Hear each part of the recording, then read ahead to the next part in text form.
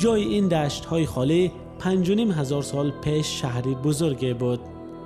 در قلمرو اوراسیا زمینه فرهنگی شهرداری و شهرسازی محض در همین مکان تشکل می‌یافت. زمان ساکنانش شهر را گذاشتند و ترک اینجا کردند. شهر هم خراب گشت.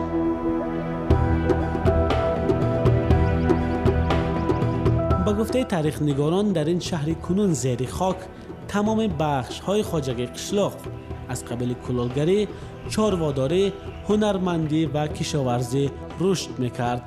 پیدایش آیین مهرپرستی را هم محض به همین جا نسبت می‌دهند.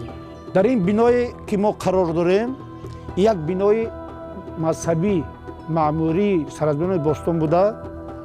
در عمق مرکزی همین تالار بر هوا آتشکده ساخته شده است.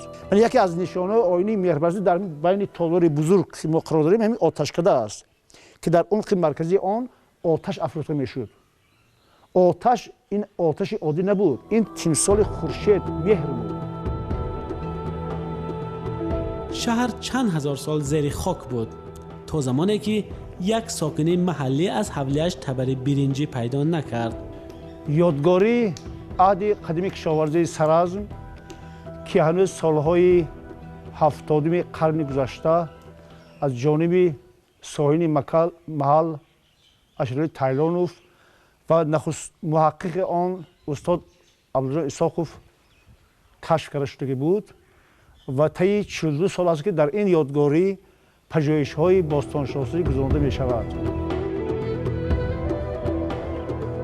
زمانی که باستانشناسان اینجا کاوش‌ها را شروع کردند، الکی در قسم زیادی مساحت آن مردم محلی خانه ساخته بودند و آبچه‌کاری می‌کردند. مساحت عمومی یادگاری شهر سرزم را محققان باستانشناس تا 100 گکتار معاین کردند و به ما میسر گردید که با قرار حکومت جمهوری تاجیکستان 47 گکتار مساحت سرزم را ممنوع اعلام کرده شد از طرف حکومت جمهوری تاجیکستان. در 42 سال تحقیقات‌ها از این مکان بازیافت‌های زیادی پیدا کردند. باستانشناسان میگویند تا حد امکان پهلوهای زندگی مردم قدیم را آموختند. هم ساخت معماری، شغل اهالی، چارواداری، کلالگری، زرگری، معدن‌جویی، معدن‌گدازی، مجسمه سازی را آموخته در نشریه‌های وطنی و خارجی طبع نشر نماییم. تاکنون 8 منطقه در این ممنوعگاه کاوش شده است. با آنکه شهر کلاً زیر خاک است، با باستانشناسان میسر شده است که بعضی از عمارت‌های آن دوره را قسماً برقرار کنند. اینجا خمدان کلالپزی سرزم قدیم است. با گفته باستانشناسان کلالگران در سرزم قدیم محض در این مکان سفالهای خود را میپختند. این خمدان از دو قسمت عبارت است، قسمتی پایانی و قسمتی بالایی و جایی که من حالا قرار دارم قسمتی پایانی خمدان است که در اینجا آتش می افروختند و در قسمتی بالایی آن سفال را می پختند و از قسمتی پایانی به قسمتی بالایی 12 عمق‌های باز کشاده شدند که محض به واسطه همین 12 عمق‌های باز آتش به بالا می برآمد و سفال‌ها پخته می شدند و باستانشناسان این خمدان را یکی از نمونه‌های عالی هنرهای مردمی سرزم قدیم عنوان میکنند.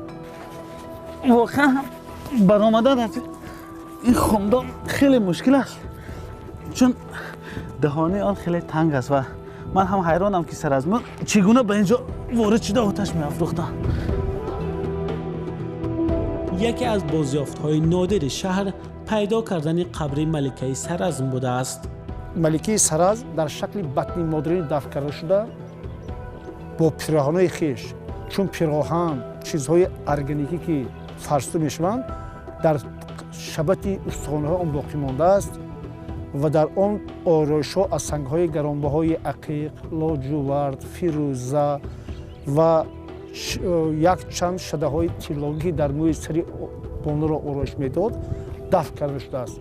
خود همین بازیافت ملکه سرزم گواهی می‌دهد که ملکه سرزم یک مرتبه بلند اجتماعی داشت و با همین بلند مرتبه اجتماعی ملکه گواهی می‌دهد که در قبیله‌های مدنی سرزم در قطار شهرسازی شهردار بودن نشانه‌های پیدایش давлатдории асрҳои биринҷӣ оғоз меёбад.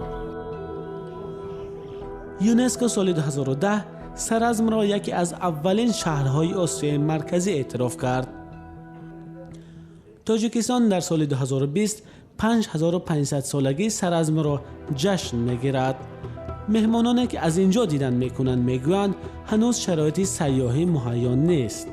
اگر ما سیاح میبودیم حتی فکر میکردیم که بسیارتر در اینجا استعمال میشدون، که به فکر ما اگر یکان مهمانخانه یا یکان مغازه می داشت که برای حتی آبنوشی خیلی خوب میشد.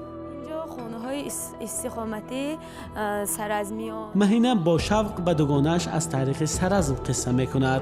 او ساکن پنجکنت است. شوق آموزش تاریخ زادگاهش او را به سمت باستانشناسی برده است. سرازمی باستانی به مردم پنجکن تاثیر مخصوص رسانیده، باعث همین سرازمی باستانی شد که من حالا تحصیلم را در ساحه باستانشناسی ادامه میدهم و من دوگانه‌ام را به تماشای سرازمی باستانی از ناحیه 5 آوردم تا که از سرازمی باستانی دیدن کنم. کوههایی که نزد سرازم قد افراختند زمان پربرف بودند و درخت‌های سبز داشتند. خشکسالی نمی را از زمین گرفت و مردم به خاطر زندگی بهتر سرازم را ترک کردند و آن به شهری مرده تبدیل یافت. این حکمت زندگی است. آدم جایی می ایستد که زندگیش خوب گذرد و به تماشای جایی می رود که آنجا شرایط مهیا باشد. نبودن شرایط زندگی سرازم را به ویرانه تبدیل داد و مردم بر این امیدند که مهیا شدن شرایط برای سیاحی این یادگاری را نجات می دهد.